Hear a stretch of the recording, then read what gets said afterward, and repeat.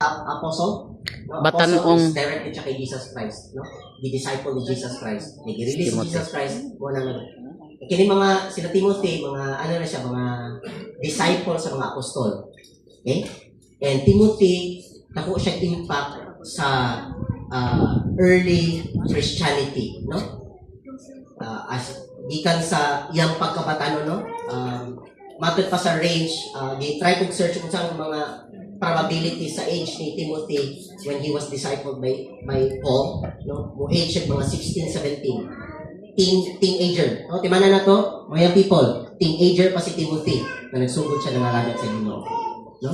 So nalitay kay ko si Jake. Nag-commit siya to become, siya mismo nag-volunteer siya to become president of the Engage Bible Chapter. No? Praise God for that. Salamat kay Jake. Wow. And, may gift. so kato, balik ko na ko ha. Discipleship begins at home. And dili nato na siya pwede i-delegate ngadto sa ubang tao. Kita dapat ang first people na mo nurture sa atong anak. Being fathers and mothers, the first line of defense gikan kang Satanas. Okay? Kapag ninyo? So, be intentional. Dili pwede nga kay gidalanin mo sila sa church, okay na. Kay nakapaminaw sila sa pulong, dali, dalata sa church. No, that is not enough. Ayaw i-rely ang spiritual growth sa inyong anak sa pastor. Nindot pa na siya, maka-learn niya pa na sila. Pero ayaw i-rely lang sa pastor or sa ilang mga friends at church. Always be intentional, you as a father and as a mother, to nurture your children spiritually.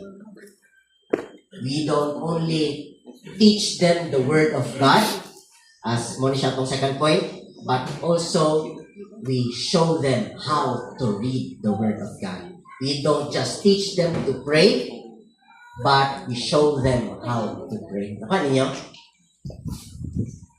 So, nito kayo, no?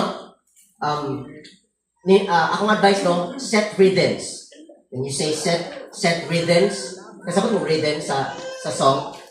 Sige yung rhythm gani. Ha? Timing, no? Mo na rhythm.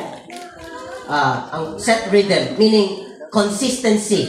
Consistency sa weekly family devotion, bedtime blessings, just pray for your children, and shared worship moments. Nasa inyong pamilya, you worship as a church, as a family. Nakuha ninyo? Okay. So, teach your children to love Jesus, or, so nako'y quote na nakuha na, teach your children to love Jesus, or the